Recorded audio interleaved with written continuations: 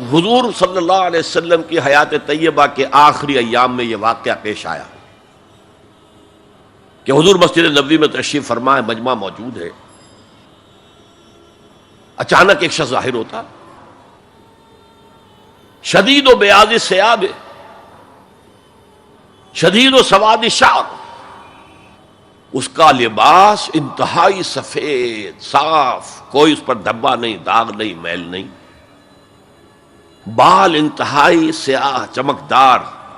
گرد آلود نہیں، ولا یعرفہ احد منا،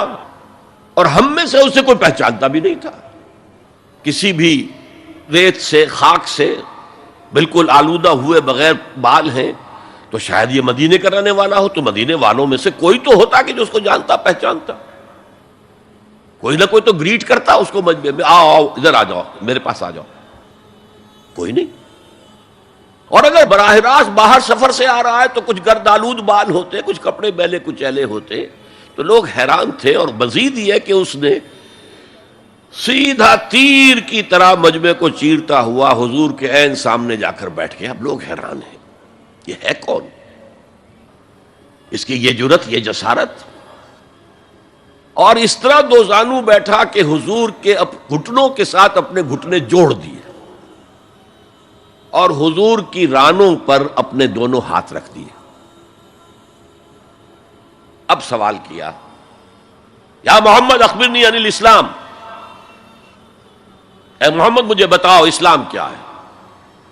حضور نے فرمایا وہی جو میں ابھی آپ کو حدیث سنا چکا ہوں، الاسلام ان تشہد اللہ الہ الا اللہ وان انا رسول اللہ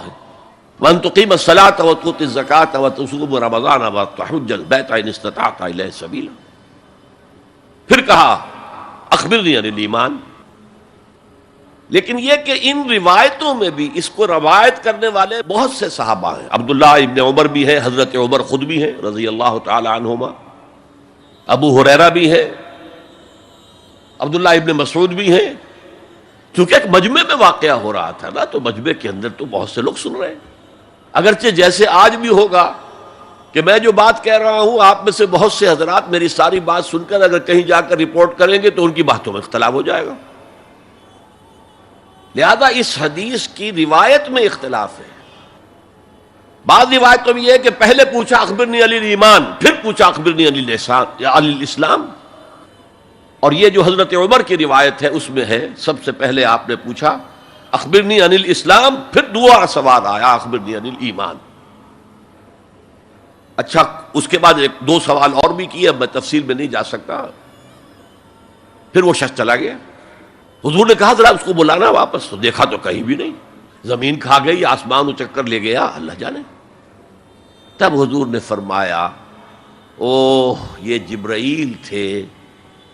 جو تمہیں تمہارا دین سکھانے آئے تھے، یعلمکم دینکم اذ لم تسألوہ، جبکہ تم نے اس کے بارے میں سوال نہیں کیا،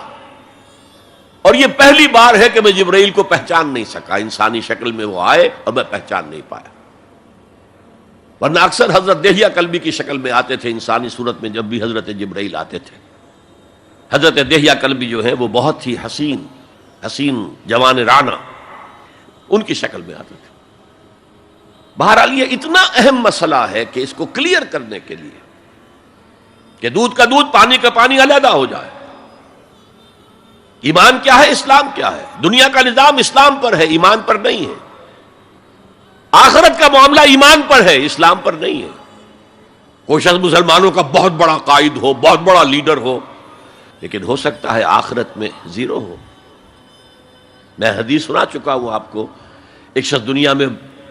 شہید سمجھا جا رہا تھا، ایک شخص دنیا میں بہت بڑا عالم سمجھا جا رہا تھا، ایک شخص دنیا میں بہت بڑا سخی سمجھا جا رہا تھا، اور اللہ نے سب کے دعوے جو ہیں ان کی نفی کر دی۔ تم نے جنگ کی تھی اس لیے لیقال جریء کہا جائے، بہت ہی جری آدمی ہے صاحب، بہت بہادر آدمی، کیا کہنے اس کے، لیقال سخی، بھائی بڑا سخی آدمی ہے، سخاوت کے دریا بہا دیے اس نے، بھائی بہت بڑا عالم ہے، اس سے علم کا کتنا جو ہے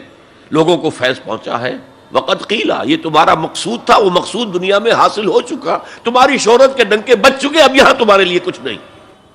اور پھر اللہ حکم دے گا اور فرشتے منہ کے بل گھسیٹتے ہوئے اسے جہنم میں جھونک دیں گے۔ تو وہ اسلام وہاں کام نہیں آئے گا، بلکہ اسلام کیا، اسلام پر اتنی اضافی خوبیاں بھی کام نہیں آئیں گی